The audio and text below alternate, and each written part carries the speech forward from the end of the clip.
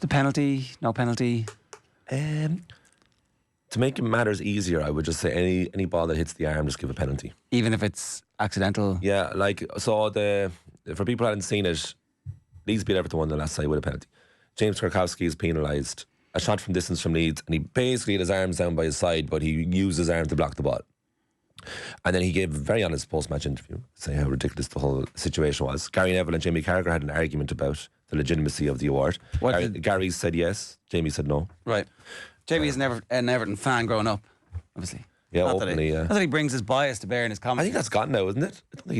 Has he returned to be an Everton fan in retirement? Oh, I don't think so. I don't think so. So, look, we talked about this last season. It's like the tedium of talking about refereeing decisions from games. But what's actually interesting to me is the Tarkowski interview afterwards. I wonder, are we seeing slightly different post-match or in-game musings this year? Which I might get to in a second. Well, you get to it now if you want. I don't think it's that unusual for somebody who's been penalised to be angry about it afterwards. Do you think that's a new development? I like the questioning of the rules and the system. It's what I liked in his authenticity afterwards. Just watched it this morning. I have to rewatch it now to get the full value of it, but it's on Sky Sports' accounts. But James Tarkowski talking afterwards, pundit style, about something that he was involved in. Yeah, maybe he's also got one eye on his... Like Rashford last. Now, Tarkowski, of course, is a fan of the cameras himself and the microphones, because he did that couples documentary. I didn't watch it. I didn't watch it either. I thought it was like a matchmaking thing when the promo was released. I was thinking to myself, I wonder how a footballer finds himself single. Well, definitely by choice. But I was like, no, it turns out that's actually his partner in the documentary, and it was like, I guess, living with high-profile partners or something. Right. So he's a performer. He understands how to perform in the camera, and he gave a very authentic interview last night. So he's two things going on. You think one, he's angry, and two, he's positioning himself for his post-football career. Oh, I don't know about the latter. No, I don't think he even thought that far ahead. I think I think he was being as the he's like, the what honest. I'll do is I'll do a handball. The honest here, self of a footballer, that they actually are real people, sir, and they're not media trained to within an inch of their lives. And I wonder, are we going full circle that we're going to an era of authenticity with footballers talking to the media, as opposed to giving bland answers so that they don't get in trouble or they don't grab headlines that they don't want. Are we getting to an era of pure transparency? And that would be preferable, obviously. For everyone. Right. I would say partly, if you've been consuming American sports for the last 20 years, you get a lot of that, right? Well, that's great segue. So that's why that's what I'm doing there. Great segue. Great, thank you for that. Are you happy with that? Because one of the aspects is that you get access to a lot more watching American sports than you do watching our sports. My theory is that, and maybe it's not even theory because it's founded with your American example, is that the more honest you are, it's initially quite shocking to the system, but then it becomes part of the norm and it helps everyone. There's a greater level of trust, because I would say at the moment there's very little trust between players, clubs and media. There's a suspicion and a scepticism that I don't quite trust you, so I'm not going to tell you the truth. Yeah, okay. Because talking to some colleagues in the American media, they find that there's very strict parameters within which you can record everything, but outside of that, if you record anything, sling your hook, mate. You do not have permission for this. Whereas, so what we see is they're in the changing room afterwards, and then a lot of that has changed. Like the locker room access has changed quite significantly in the last few years, and they're actually going the opposite direction. But if you film stuff that you're not supposed to be filming, like a bit of practice or some stuff that's on the walls, they're like, well, sorry, that's our IP. You're going to tell everybody what we have. You can't have that. So I think maybe that's coming back. But the authenticity of individuals, that's what we want. Right? And it might be seeping through. And maybe this is just a summer vibe thing so far. And when we get to the depths of November, nobody wants to talk. But of course, this was not an exercise in joy when it comes to Tarkowski. This was an honest chat. James, can we grab you for a second? Yeah, I want to talk about this. Well, he's got something he wants to get off his chest. I'm angry, Tony. What a beautiful segment that would be called. But the Americanization of it, so the referee's talking to the audience now. Can I come back to the referees talking about it now? Because I think you've got something that you want to talk about with that.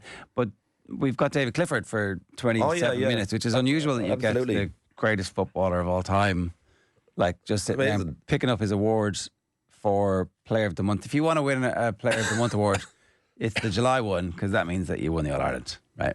You're like, Yeah. I don't remember them giving it to somebody who was beaten in the final.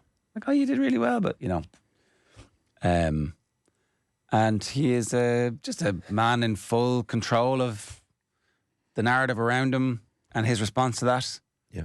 And not getting carried away by everybody constantly telling him he's the best. He's the least interested in that conversation, and he's the man who it's about. We put a clip out on our socials. We talked about Oasis at the start because he was at it. But I think on reflection, when we chatted about it, it was a discussion about motivation. It's very insightful about what motivated David Clifford in 2025 to perform the way he did outside of his generational ability. Was, in his own words, a poor 2024 and a poor final in 23. Yeah. And it was an act of redemption. And then we moved on to, okay, well, how do you motivate yourself for 2026 after the year you just had? So that was really insightful from, like you say, like, you know, the greatest ever for many. So it was a massive privilege to speak with David Clifford for such a lengthy time as well. Carlinho is accusing me of being sceptical about Tarkowski. I was joking. I obviously don't think he handled the ball deliberately to get some camera time. I didn't know that's how far you went with that. Relax. It was a joke. But I do think he probably is thinking about a career. When you get to your 30s as a footballer, like, the amount of paychecks that you're going to get is diminishing rapidly. Yeah. Do you, I don't know, we'll never be able to answer the question, but do you think about to that extent that you just lost a game and the penalty was awarded against you and you're like, well, I'm going to use this time to shine?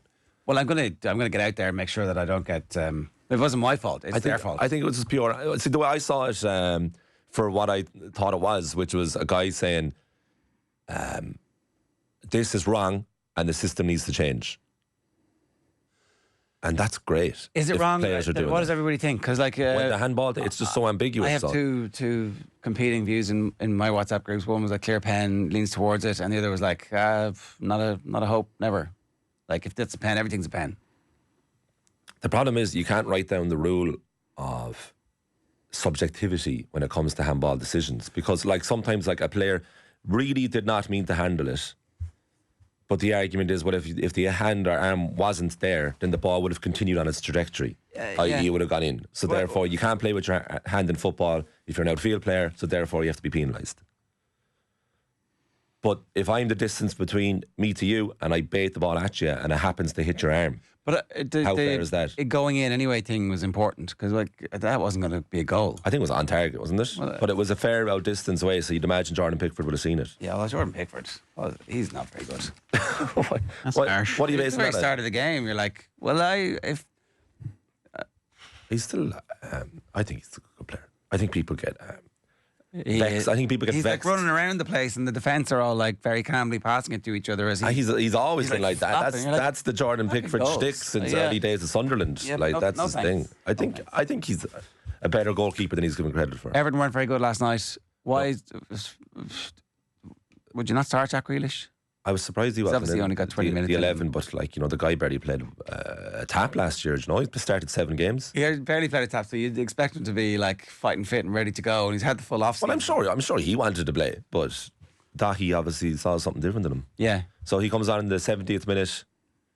He didn't do an awful lot. He received the ball on the left wing and passed it back to his left back. So it was like, these are the remnants of the Man City days, the system. It was like, give him a few games, he'll be back to the Jack Grealish that we all know and love. Leeds also not great, but they don't care. There's going to be a lot of scratchy. Don't care games. is the big thing, right? And usually I'm not really a purveyor of the result. It's all that matters. I like a bit of a performance. But 2/3 of the promoted teams won opening day of the season or opening weekend, which is a huge difference to last year, of course. When Jonathan Wilson reminded us yesterday, it was 6th of October, I think, was the first time that any of the promoted 3 won last season. And we did our predictions on Friday in the show as well, and went around the houses, myself, Arthur, Shane and Keith Tracy. And I just can't see anyone but the bottom 3, our promoted 3, going down again. But it's a hell of a start for Sunderland and Leeds. Not so much Burnley, but 2 out of 3 is not bad. Yeah. I don't know. A lot of bad teams in the bottom there. Loads of contenders. Being asset stripped. And there'll be so many changes made too. Like, I can't envision a world where Graham Potter sees the season out at West Ham. I'd just be so shocked at that. Brentford, look, we're going to follow them to the end, but who knows what's going to happen there. What are you reading? Oh, Johan. Can you read the headline? No. Amazing. What a show. Striker Grove. Except you have to say it properly. Striker Grove. So you did get it. Wissa, the latest star to throw toys at a pram. They're saying that Alexander Isak did it by throwing his toys out of the pram. Now, one-away Brentford striker Johan Wissa has taken drastic action. I think all he did was remove all references to the club from his social media. That's drastic action. That counts as drastic action these days. I think what's overlooked there is Johan Wissa's house was burgled, and apparently he hasn't been able to sleep very well since. He's traumatised from the event. And recently, I think it was like a year or two ago. Playing well for somebody who's not sleeping. Yeah, but I guess the playing is the release, isn't it? I think at home is the problem. So I guess that's a huge reason, because he's going to head off to the other end of the country. And obviously, but that will help with the trauma. But it was the same with Angel Di Maria and his gaff. Remember at Manchester United, got burgled, wanted out. It's a big thing. Yeah. I don't think it's mentioned here, but it would be. Obviously, he's moving up the other up north. Yeah, might be looked after better. Maybe, or maybe the fans of the opposition will just call around and torment it. But I imagine he's potentially going to earn a huge amount of more money at Newcastle. Apparently, they've doubled the price. He thought he was available for €35 million. They're saying we want 70. They're within their rights to say that. Do you know, if a player does that, where he just refuses to play, I'd say no matter what the level of ability is, you got to cut your losses then and there. There's no point trying to get them back. I don't know about that. I think so. It depends. If the money's absolutely crap, I've always been of that mind. There was even a scepticism when Wayne Rooney signed that new contract in 2010, having said, I want to leave the club. He hands in a transfer request on a Tuesday, signs a new contract on the Friday. I was even sceptical about that, right? But he did okay, right? Yeah, he did. Yeah, he did okay. So it was okay. Yeah. But when a player's like, I don't want to go anymore, I don't want to play for you anymore, I'm not going to train. I'm like, I don't think there should be a way back. I don't think any one player is worth that. If you do that, maybe if you're Brentford and you've no forward options, like Newcastle without Isak is an undoubtedly inferior team. But if you're going about it like, I'm not going to train, which I'm going to be totally unavailable for selection, I just don't think there's a way back there, unless there's a massive reconciliation beyond the norm. But even then, that's unlikely. Do you not just get him to sing a song at training and everybody moves on because they're professional footballers and they're all like, well, he got his deal. I'm delighted for him because I'm going to get mine next. More from the management point of view. Well, who's to say that the player won't do it again? Yeah, but I mean, if he scores 10 goals in between, it keeps the club up.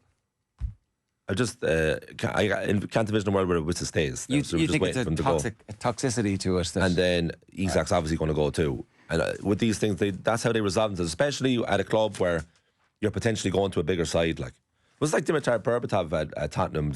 Basically, he showed up for training, fulfilled his contract, but would just walk around because I want to go to one of the Manchesters. They call that a hold-in in American football, where you show up and you're like, yeah, I'm just doing I like your team. You can't find me, but I ain't trying to let work to rule, as they would say in casino. No, it's not casino. They could say in casino. No, I thought that was your quote. Anyway, sorry, I won't say it this hour of the morning because we're little ears. Do you want to talk about the Americanisation of the game? Yeah, but that's actually not that long. It was just more of a thought I had. It was the ref talking to the crowd for his decision making, which I think happened at Stamford Bridge at the weekend when Crystal Palace's goal was disallowed.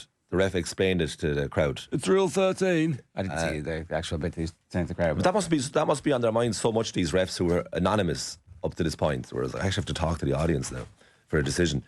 And then the in-game interview is actually a thing. So Martin Odegaard was the first up there. He was speaking at half-time in Old Trafford when Arsenal were 1-up against Manchester United. Can you imagine the pressure of the interviewer to make sure everything's ready here, because these players, come on. It was really good.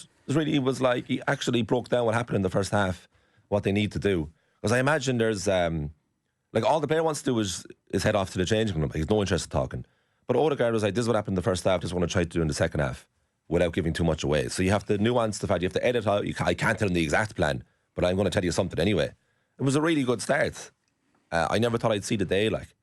And the next step would be in the dressing room itself, which I can't see happening. I think the last time Sky Sports were in a dressing room in the Premier League side was when United won the league and they went into the dressing room afterwards and Ronaldo had the microphone and he was on the massage table and he was interviewing Anderson.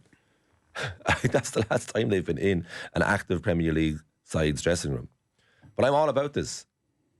This is a great evolution in the relationship and trust between players and media. You're generally suspicious of these Americanizations, Arthur. It makes me sound like a Luddite. No, it's not suspicious. I don't. Of the few times I'd view American sports, I don't. To be fair, I don't view an awful lot, especially not on American platforms. But it wouldn't. I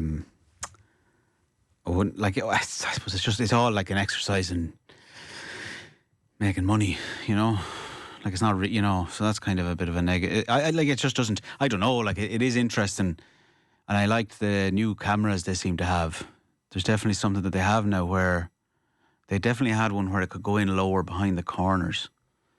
When corners were coming into the box. So they've obviously upped their things a lot and different approaches, but nobody wants to hear anyone giving out about these things. But is explaining... I think there's an audience for that. Explaining what the foul was not a good, or why the goal was disallowed. Because the tagline, nothing beats being there for the GA over the last couple of years. Sometimes you actually need to check your phone to see what happened because the TV replays aren't shown for everything. In this instance, is it not better that the crowd are okay, we didn't actually disallow that for wrestling. We disallowed it because you're not allowed to stand beside the wall. I know it's a stupid rule, but not my rule. But I'm just here to implement the rules. Why do you need to know it in the moment? Well, why was the goal disallowed? Why was the goal disallowed? It's unfair. We're being written here. What's going on? It is funny though. That is an interesting point that the pageantry of the ref explained to the crowd. It was this is the reason I decided on that. Imagine the idea of the ref explaining every single decision and just being mic'd up for the entire game. Yeah. Every time they make a call. Is it pure? That was for shirt pull. Is it purely a social media thing? I think is it not for the benefit of the match going fans that they want? They don't care about the match going. Well, you'd imagine they don't, but why are they doing it otherwise? That's what I mean. That's what I'm wondering. I don't know what is it for to avoid kind of at all losing the narrative online. Not having I know there's nothing beats being talked about for better or worse, but it's we need to cut some of the kind of conspiracy stuff down or whatever, just make this transparency. But I think it's catering. I don't know if it's for the fans in the ground because I don't believe they care about the fans in the ground. It's not really as important to them, is it? But I don't know. I'm not sure. And do you not think the fans in the ground benefit from it? If you're at a match... I've been to grounds where the VAR has a screen and where it doesn't have a screen. So it doesn't have it in Old Trafford, it does have in things. So in Old Trafford, you are just waiting. You've no idea what's happening. And in Goodison last year, you did have an idea. You could see you'd see on the TV. I wouldn't say there's any discernible difference. Do you know what I mean? You're not on the emotion of the thing that you're there to... You're just looking for the end result. I mean, how it gets there, you can even the free kick. As of yesterday, you can still debate that. An answer doesn't necessarily rule out the right to debate it. Like the penalty last night, the ref could have explained that. It still wouldn't stop it being debated afterwards. So I think it's a bit of a red herring in terms of he's explained it, so we won't be angry about that now anymore because it's all clear. It's not really how it works. I think having information when you're at the ground that is as good quality as the information you would get at home improves the experience of being there and doesn't make you feel like you're missing out. Is that a weird scenario that you'd think you'd missing out by being there? Well, because you do. I don't think so. You frequently do. You frequently don't have as good an experience because you don't have access to replays or what happened, and you do have to end up checking your phone to go, why was that disallowed or what happened? So anyway, it's here to stay. I just don't like anything, to be honest with you, that slows the game down again and again and again. Because I think whatever, again, we kind of go to that back thing. Okay, so slowing the game down, slows the game down. We'll just throw an ad in there. This is going to take 2 minutes. Let's bang an ad in. Now, what's the Champions League final, the All-Italian Champions League final in the early 2000s between... Montreal, Trafford, yeah. Yeah. I knew it would be that. The 0-0. Terrible, yeah. There were ads in the middle of everything. There were ads when they go to corners on the domestic Italian TV. So like that's a thing that happens already. But that's not something we're striving for. No, I'm not saying, but it's not like they're not. There's not like the giant Sauron brain in football in IFAB going, "Ooh, make the game slower, give us more ads." They're not doing that.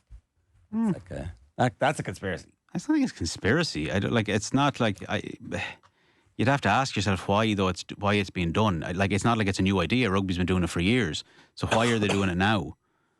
What's the change? What's motivated it? Well, they can't steal ideas from rugby unless like 2 decades have passed and they're like, "Oh, that's a good idea." Well, that's It's a bit like the GA taking stuff off other places.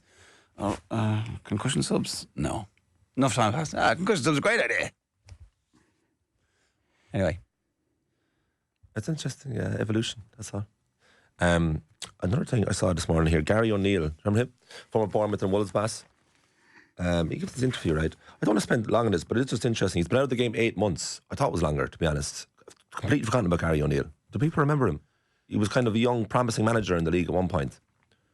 Went from Bournemouth to Wolves. Are you actually struggling to remember him? Well, Andoni Iraola replaced him, and everybody thought, Everyone was, exactly, you're going to get it now. What are you doing? Get rid of Gary O'Neill. He did fine. And then Iraola turned out to be this amazing manager. Did they replace him with Lopetegui at Wolves? Or did he replace... I think you're right, yeah. I think Lopetegui came in, yeah. Or was it the other way around? No, I think Lopetegui was the second most recent Wolves manager, by memory. Correct me if I'm wrong there, someone. But Gary O'Neill, the only thing I just want to mention about this is he said he's learned a lot about himself. He's had to be honest with himself. Set pieces were a big problem for him, so he's gone to do like courses in set piece coaching, even though he's not managing. But I just wonder how susceptible Gary O'Neill is to becoming irrelevant really quickly in the game. Even though he's managed 2 Premier League sides really recently, but he didn't necessarily have the profile. Like, he was a fine player with Portsmouth, particularly. Like, he was a good player. But it just fascinates me because there's limited jobs out there. There's limited media positions out there. What happens to the vast majority of these players and people involved in football? And with O'Neill managed fairly well in the Premier League until relatively recently. What becomes of Gary O'Neill? Does he have to drop down to Championship League One to manage? I'd say, yeah. Done? You'd say almost certainly, like all things being equal. Do you know who gave him his break in management? Do you know who the Bournemouth manager was? Who hired him as an assistant coach? Eddie Howe? No. Jonathan Woodgate. Jonathan Woodgate's Bournemouth manager? Yeah. Following the appointment of Jonathan Woodgate as manager of Championship club AFC Bournemouth until the end of the 2020-21 season, O'Neill joined Bournemouth as senior first team coach. I do not have any recollection of Jonathan Woodgate being the... I thought Woodgate was a Borough boss, which makes sense because he's a Middlesbrough fella. Jonathan Woodgate was Bournemouth manager. Jesus. And he was part of the coaching ticket that got staff... 2021. I very vaguely remember that. Part of the coaching ticket that got the club promoted under Scott Parker in 2021-22. Okay.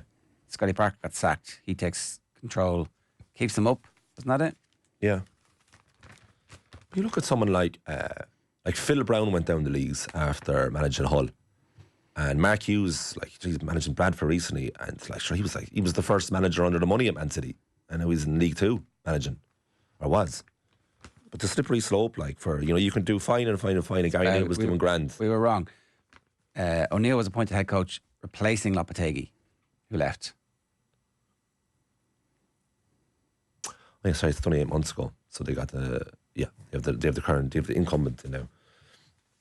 Yeah, but just wondering, it's an interesting interview. It's well worth... O'Neill struggled with discipline in his final 2 games, both ending in brawls. Lamina lost the captaincy for confrontation with Darragh Bowen, and Ait Nouri was sent off after the Ipswich game, which saw Cunha appear to fight with the Ipswich staff as well. Yeah. They've really been punished for their indiscipline, haven't they? Cunha at United and Ait Nouri at City. It's like, they're showing the fight. That's what I want in my team. I think with Lamina, they just took the armband off him, but he still played. Vitor Pereira replaced him, obviously, and was excellent for a while last season. And they just looked terrible at the weekend. I don't know. I know, but it's Man City. That's the thing. It's more Man City or Wolves, but it could be Wolves. I suppose they just had their whole team stripped. Yeah, it is tough. That does not help. It's like, what are you going to do? It's like... But, do you know, we were having a conversation about what does Kelleher need to do at Brentford, to say to go to the next level if you had aspirations. It was what do you do as Brentford goalkeeper? Do you have to perform unbelievably above the level or just consistent? Because my memory of Gary O'Neill as a Premier League manager for Wolves and Bournemouth was that he was fairly consistent until right at the end of both sides. with both sides. It was like he was good, like no one had a problem with Gary in it. He was a good manager. But for someone like that, you have to try even harder. Try what's beyond natural to actually be outstanding in your field in order to maintain your status as a Premier League manager. Or does this go back to the whole British coaching thing that it's just not quite as good as coaching on the continent? He's very self-reflective here. Well, that's good. That's good. You'd wish him the best, but like he has to go and take a team who might be promotion candidates in the Championship and put together the good CV and do the communications course, like or God forbid, look beyond England. Do you know what I mean? Like, yeah. It's just kind of like is he an attraction? The jobs are so big and the money is so big. Premier League manager probably gets a job somewhere, gets a chance. Yeah, but like it's tough though because you got to nail it. He could go like Cypriot Premier Division. Well, like that's a bit low, but he could do Robbie Keane. But why is that low, right? Because then he had 2 decent jobs. Yeah, I'd be fascinated if you put it into some sort of a filtered system, right, and press enter, and it was like, what type of a job does this entitle Gary O'Neill to? Having done this, Germany. Oh, Germany. Could he be Troy Parrott's manager as at Alkmaar? Not that they need a manager, but it's that type of level that you get with 2 Premier League jobs. Hard to know because you probably need a little bit of ambition on the other side as well, or risk taking. Finish with Gary O'Neill.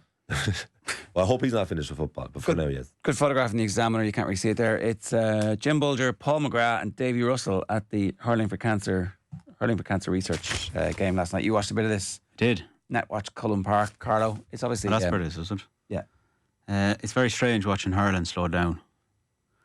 It's very unusual because you see them all like because it started. I don't know what way the team. I was trying to find the teams, but there's so many people there. You can't really keep track with who's until they come up close. Who's who? But they obviously started, I think, with all the sort of a lot of current Tipperary lads on there. I think Patrick Horgan was there. Maybe Rob Downey. There's definitely a good few Park lads as well. Like no interviews happening there or there. But it's just funny watching a game of hurling with all those guys involved, where it's not going like 100 miles an hour. And they're not trying to kill each other. Yeah, it's just very kind of it's funny how like their skill level is just so good. What was the big difference in watching it?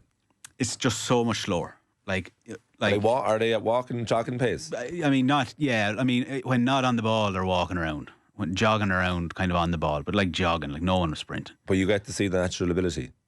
Yeah, you do. But like, it's funny because I don't think hurling in its elite form hides that anyway. Ah, yeah. One of those strange sports where it's like it's not, but like it's just weird when you're like, shoot. It's like, no, I'm not shooting, lads. I'm going for a goal here from 40 yards out. Like, is that what they were doing? Oh yeah. Well, sure, it's just like it's an exhibition effectively. That's good. But it's just. Was it a 70-minute game? Like, oh, good question. I don't know. I didn't get to the end of it. But it felt like it. It seemed like it. Yeah. But then they spring the bench like, and there's like Joe Canning and everyone else coming on. Speaking of an unusual, it's great they all show up. They all seem to have oh my God, like everyone's there. Who's who? Are we done with that? Yeah. Because speaking of an unusual format of a well-known sport, the US Open mixed doubles starts today ahead of the US Open proper starting at the weekend. Why is this interesting? It's because like the world's greatest singles players are taking the place of legitimate mixed doubles players, and they're playing it before a tournament starts. And $1 million is up for grabs for the winners between them, which is an increase in prize money of $800,000. And there's consternation in the worlds of legitimate doubles players, including Jamie Murray, who said, there's no problem with doing this exhibition-style thing before the tournament, but why can't you also play the mixed doubles during the tournament? Because they're eradicating the actual mixed doubles in favour of this. Now, doubles players, I see your eyes asking me, yes, they are allowed play, but only a few of them. But does this mixed doubles... If you win this, that's a slam. It's a slam. It's not like an exhibition. No. It's that. Yeah, a good question. Spot on. It's on your Wikipedia if you win this. But as Jamie Murray said, Carlos Alcaraz and all these lads, he didn't name him, but he means all the top players. They don't care about winning the slam. They just want, and I quote, a shitload of money that they're going to get from this. $1 million between you. So the most star-studded pairing is, as I mentioned, Alcaraz with Emma Raducanu. We're supposed to see tennis's power couple of Stefanos Tsitsipas and Paolo Badassa, but they broke up. And then Paolo Badassa was going to be paired with Jack Draper of Britain, their best player at the moment. But she pulled out. But now he's with an actual really good doubles player. So he has a good chance of winning it now, for real, because he's with a good doubles player. But the profile would have been much higher had he been playing with a singles player. And you were poo-pooing the notion of doubles in general before the show, saying like it's basically a complete joke of a sport. I think but it's not like it's just different. Pre-show meeting is supposed to be a safe space column. I don't think you would have any problem saying that on air either, that you look down on this doubles competition, because I think you would actually be speaking on behalf of many people, that people do look down on doubles being like, it's kind of a bit of a freak show. It's only a bit of a laugh. Who cares about it?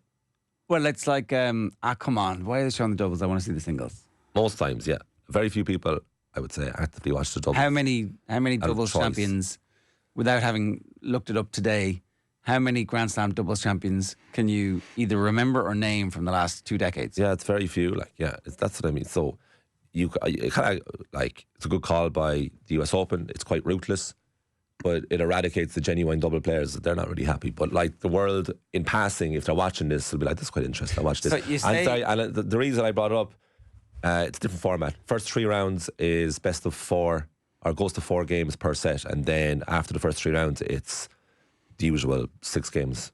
4 games per set. Yeah. So you win 4-3. Yeah. Not It's like a shoot. It's like a shootout. Yeah, there's not, you're not going to win by 2 because that's too small. So it's up to 4. So they can flake through it, because it's only happening today and tomorrow. It's a 2-day They're tournament. flaking through it. The first 3 rounds, and then after that, you get beyond, because I think it's only 16 pairings or something like that. It's a small enough tournament, like. So I don't know. We're asking about why do refs want to be mic'd up to talk to the crowd? Why are they doing this? I guess they just want to generate some sort of interest in doubles, because nobody watches doubles and it takes up space in the court. Is how they ruthlessly It'll be see interesting to see if they sell tickets, because the Arthur Ashe in New York is absolutely massive. Yeah. It's like 16,000 or something. Djokovic is playing. He's doing mixed doubles. You say it's going to kill the true doubles player, but what actually is going to happen is Some doubles players are airplane. and the superstars will decide that they want to win the money, so it will incentivize them to find the best doubles player and partner up with them. Yeah. Arguably, but you're breaking up some legitimate doubles pairings there. You're causing rift.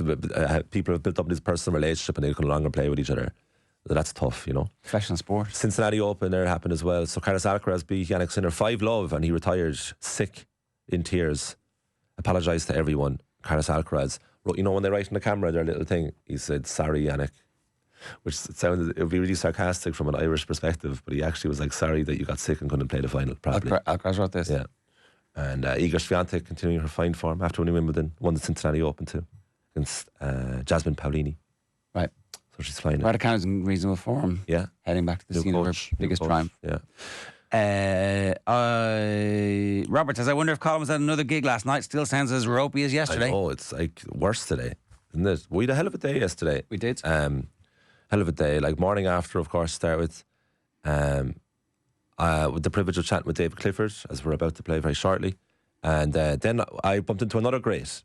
Do you know who I bumped into? Arthur, you'll love this. Dermot Keenan. Where was he? In his Flat Heavens van. Had a great chat. A great chat with DK. Wishing very well his first day back at work after the injury as well. So he's in fine form. Great. Also at Oasis, so hope you're doing well, Dermot. And then, if that wasn't enough, if we were struggling and we need to go to bed. No. Went to do an old NFL style kicking competition, with the good people at UPMC. Yeah. It was the first time any of us had kicked an American football. There's 2 American footballs above Jer's head there. I don't know if the camera can pick that up in the single shot, but you'll see 2 footballs anyway. No, just out of shot. You can take one down there. And so you'd think, oh, that's quite small and very manageable. Whoa. Very manageable on the foot.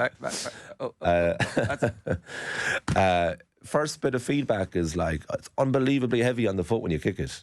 Unbelievably heavy. You want to throw it? Okay. Catch it. Oh, he has the catch anyway. He has the hand-eye coordination. And the laces part there that's facing out from Arthur's shot, that has to face the goal, we learned. Yeah. So you kick it from the other side of the ball. Laces out, Marino. And it is tough on the foot.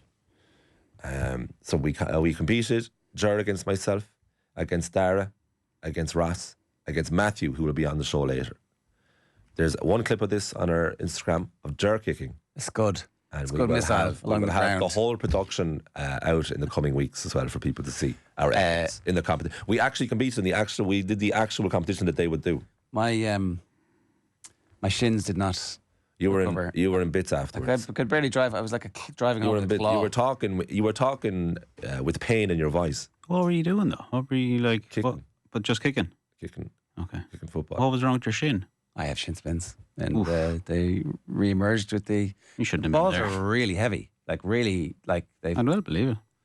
They were pumped up more than they would have been pumped up by the New England Patriots. I can tell you that. Well, that ball, I think, is kind of soft because it's been sitting there for a long time. It's also fake. But yeah, they're there's some heft to them. Like, so when you hit them, you feel it every time you hit them. And if you hit it wrongly as well, then you really feel it. Are you supposed to hit it with a certain part of your foot? Yeah, it's very, very specific, isn't it? It's like very similar in a way that looks to if you're getting a football kicker or a soccer kicker, but there's obviously massively important differences. Like following through is huge. If the certain part of your foot is massive to hit it on. If you hit it in the wrong part of your foot, it'll both hurt you and be a terrible kick. If you were a young GAA player who had any interest in going to college in the States, I'd be spending hour after hour getting good at this. We followed the leaders, Darren Tighe, right?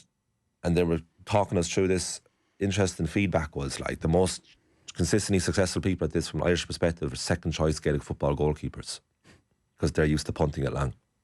They have great kicks in them, whereas the first choice goalkeeper in this day and age would be more intricate with short passing. And as a result, the GAA community is fully behind this, as opposed to the AFL, where they're like, "Oh, you're taking all our best players." They're like, "Oh, he can go, no problems." Well, absolutely, just full scholarship, absolutely. So the AFL ball is a joy to kick. It's like a feather, but this is a different story altogether. Could I it's not like from the outside for those guys as sporting kind of careers go.